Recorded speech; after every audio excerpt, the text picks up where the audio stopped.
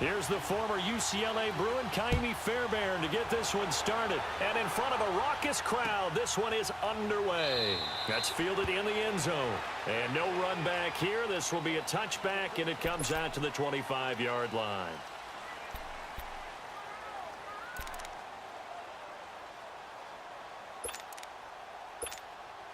Cousins and the Vikings with a 1st and 10.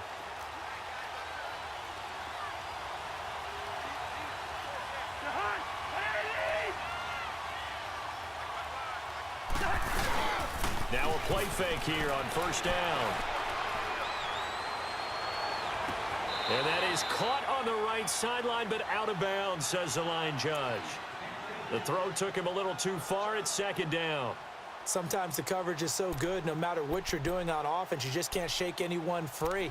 They try their best to find someone open, but they took away every passing alley, every angle, and shut the play down. Line of scrimmage, again the 25, 2nd and 10.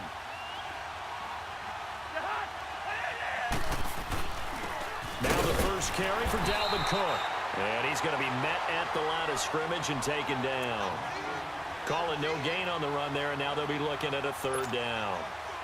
And the big fella stuffed that one up in a big way. I think doubling him has to be a priority because you can't move up to the next level if you don't take care of him first. So now an early 3rd and 10 here on their opening drive.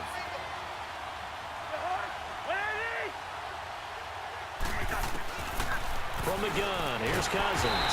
Under pressure, and the Texans able to get in there for the sack. Oh, my goodness. Was that a defensive back that got to him with the pressure? Well, look at the former defensive back. You're all smiles up here. I hope everybody can hear my smile on that play. On 4th down, they do snap it to Cousins. And he's got Kyle Rudolph. And now a fumble. The ball's out. And the Texans scoop it. And they take over. They'll set up shop at the 46-yard line. So the defense there, opportunistic.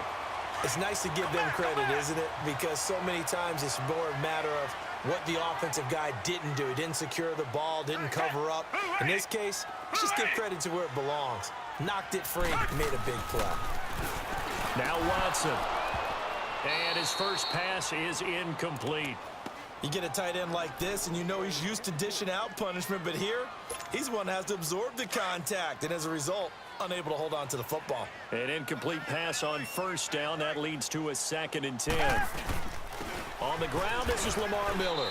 And he's going to get this one down near the 45-yard line. Only a yard on the pickup there, and it'll bring up a 3rd down.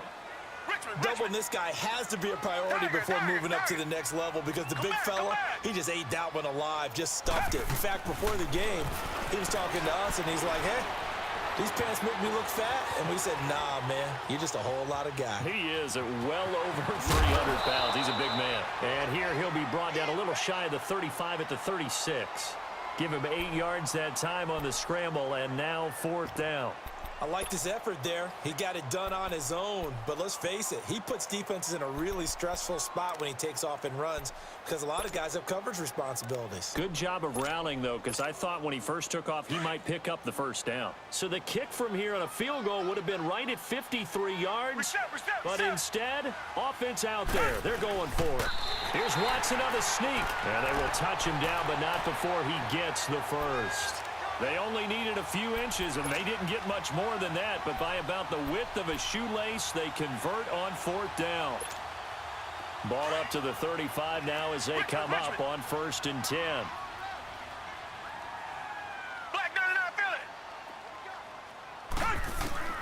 After the run, Watson going to throw. And he'll find QT on the right side complete. And he gets it all the way down inside the 10 and mark him at the 5. Give him 30 yards there.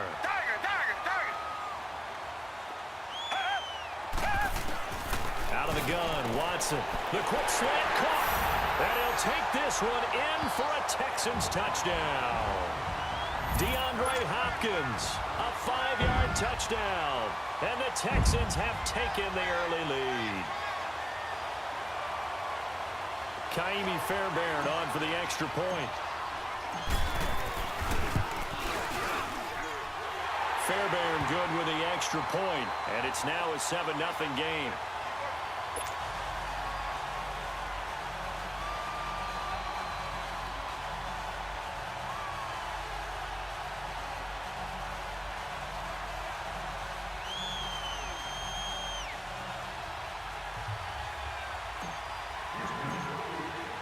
Fairbairn now to kick this one away.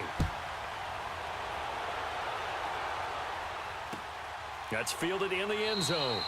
And he won't return this one. He'll go down to a knee, and they'll start at the 25.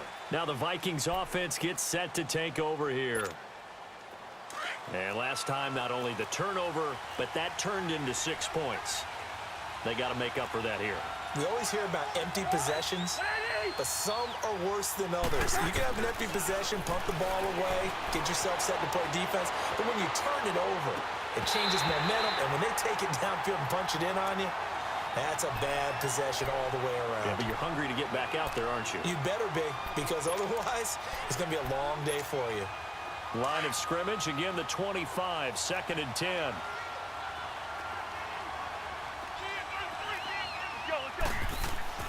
Throwing again, Cousins on 2nd and 10. And the pressure too much that time as Cousins goes down.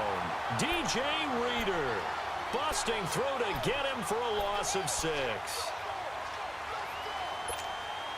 Cousins with work to do after the sack as he brings his guys up on a 3rd and long.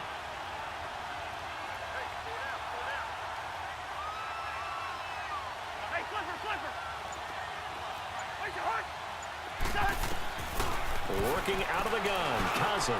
He's got it complete to Stephon Diggs. And he'll be corralled well upfield right around the 40-yard line. And a nice gain of 21 yards. Okay, so now the question, how did he get that wide open? Well, we both know that he shouldn't, because from the time they handed out scouting reports before this game, he was circled, starred, everything. Find him, cover him. But sometimes you can scheme a guy open. You put the receivers in a bunch. Maybe you move some motion. Maybe you put him on the backside of a formation, and all of a sudden you've got a better matchup. Every now and then, the offensive guys, they figure a way to get him open, even with everyone keeping eyes on him. And that's certainly a guy they want to keep trying to scheme open. They'll run with Cook. And he'll be stopped up after only a couple of yards as he gets it down to the 5. Be interesting to see now what they do offensively down near the goal line after not much there that time. As the offensive play caller, that may change your sequence. And they're going to get to him, a sack. Sack back at the 9-yard line. Angelo Blackson able to get in there and take him down for a loss of 3.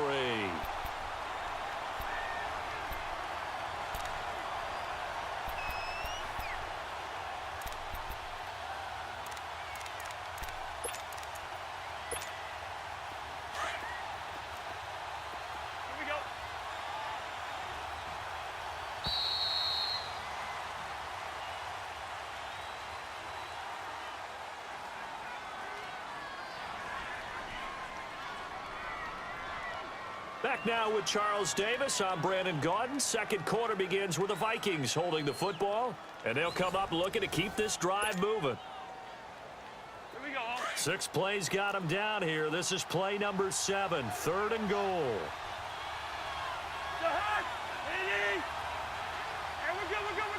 We're good. They'll run it now out of the gun. A gain of 7 might change the thought process here as they have some options on 4th and goal. Partner, it's decision time now. I know it's still just the second quarter, but you have an opportunity to either kick the field goal or go for it. Open man is Treadwell, and he's got it for the Minnesota touchdown. Laquan Treadwell from a yard out, and the Vikings are an extra point away from tying this thing up. And it's no good. He misses the extra point, and this remains a 7-6 game.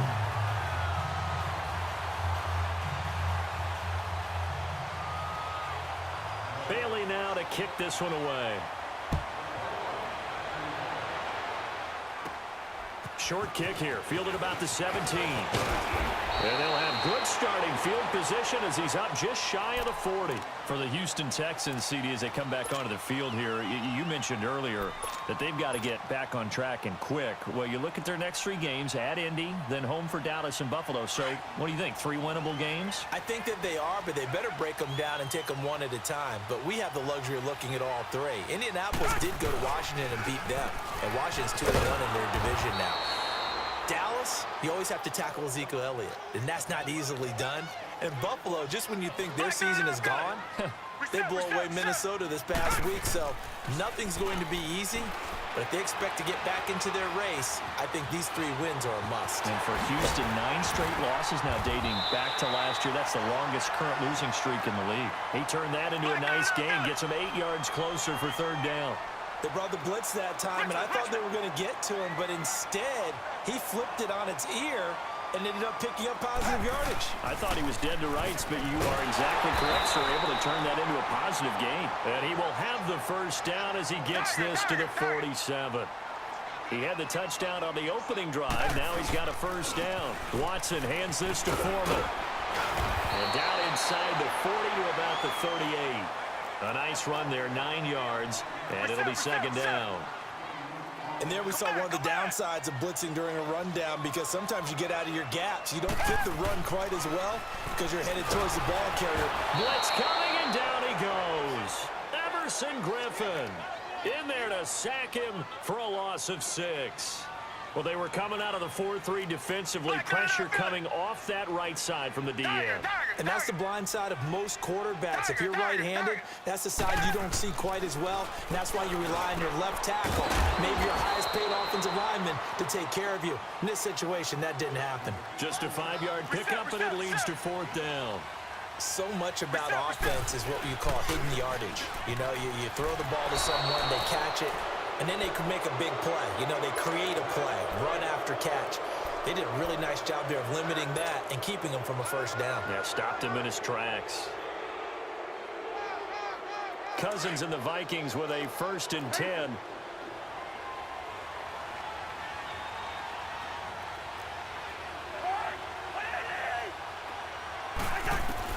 Cousins on 1st down. And an alley to run. It'll be a gain of 10 to start the drive out, and by a few inches, that'll be a 1st down. Well, he did a nice job keeping his eyes downfield, waiting for someone to get open. But once the pressure forced his eyes down to see the rush, it was time to make a break for it. 1st down. Here's Cousins. And he's going to go down. The Texans come at him and able to bring him to the ground. J.J. Watt in there to make the sack. He buries him for a loss of 10.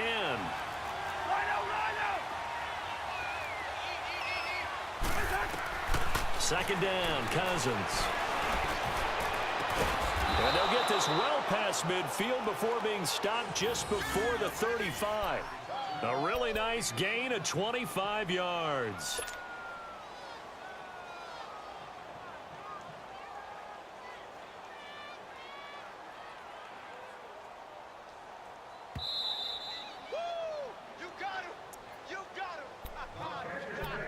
Two minutes to play here in the 1st half. We're back to Houston after this timeout. So from the 36 now, 1st and 10.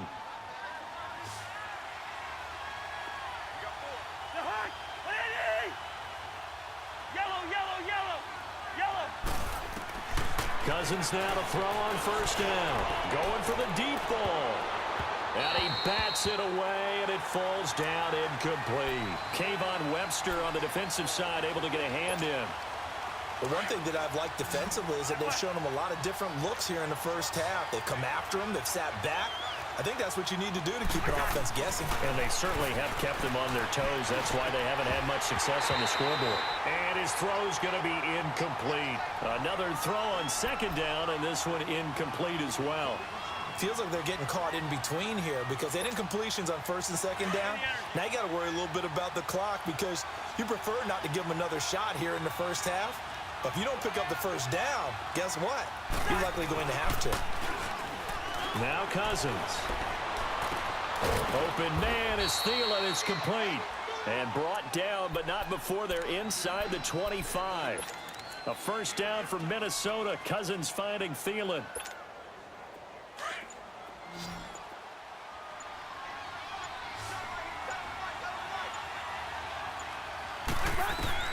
On 1st and 10, Cousins.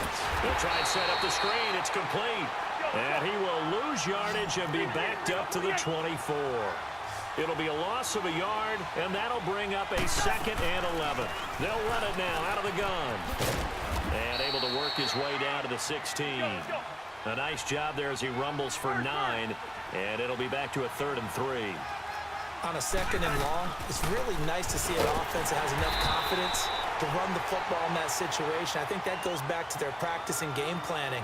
They've seen things that they've seen on tape and in previous games that led them to believe that even in a long-distance situation, they can still run the football and gain enough yardage to put themselves in a good spot on 3rd down. And Bailey able to knock it through. And they jump back in front here. It's 9-7. So the drive stalls out inside the 15-yard line, but they do get 3. And I've talked with enough players nowadays that when they have these types of kicks, that no one says to their guy, hey, that's just like making an extra point, piece of cake. Because the extra point is not a piece of cake anymore. But kicking a field goal from that distance, just give him confidence and let him knock it through. Now the Texans offense, they head back out to do battle here. And what do you think goes on here in this situation? If you got the football, you're trailing, you're back in your own territory with just a little time. Do you try something? You're thinking about jump-starting your team, right? You just mentioned it. They're down. They're trying to get back into the game. But you got to figure, if something goes wrong, you may have put yourself in a... Trying to force it to Hopkins, and it's intercepted. Picked off by Harrison Smith. And a great return as he takes us up just shy of the 45. That late in the clock, 2nd quarter, why not just run it a time or two and get it into the locker room? What you're saying makes absolutely perfect sense. Run it and get out of there. But I'm just wondering if the pressure of today's NFL and the high-powered offenses that you're facing may have forced them into saying, let's try and get some more points. Caught on the right side by Treadwell. And he just falls short down at the 1-yard line. And now before this first down play, we're going to get a timeout here, as they'll stop it with 13 seconds to play in half number 1. Well, that didn't take long. 1 play, and we're already looking at a 1st and goal situation.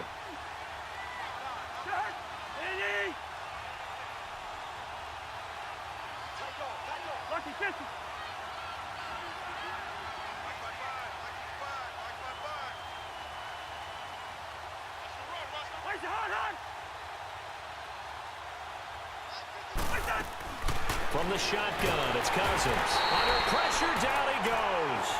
Sacked at the 10. Now a timeout signaled for, and they'll get it with 10 seconds to go before halftime.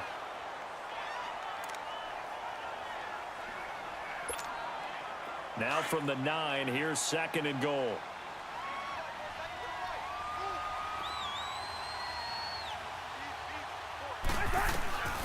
Cousins.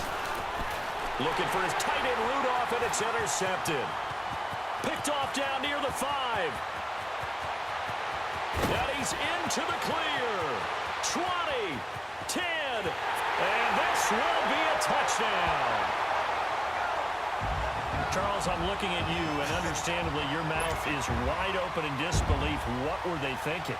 That's going to be one of the great mysteries, but I do know this. When they went out on offense, I will guarantee they told them, don't just make anticipatory throws. Make sure you see it before you throw it. Didn't happen here. Trying to protect that lead, and now they gave it up. So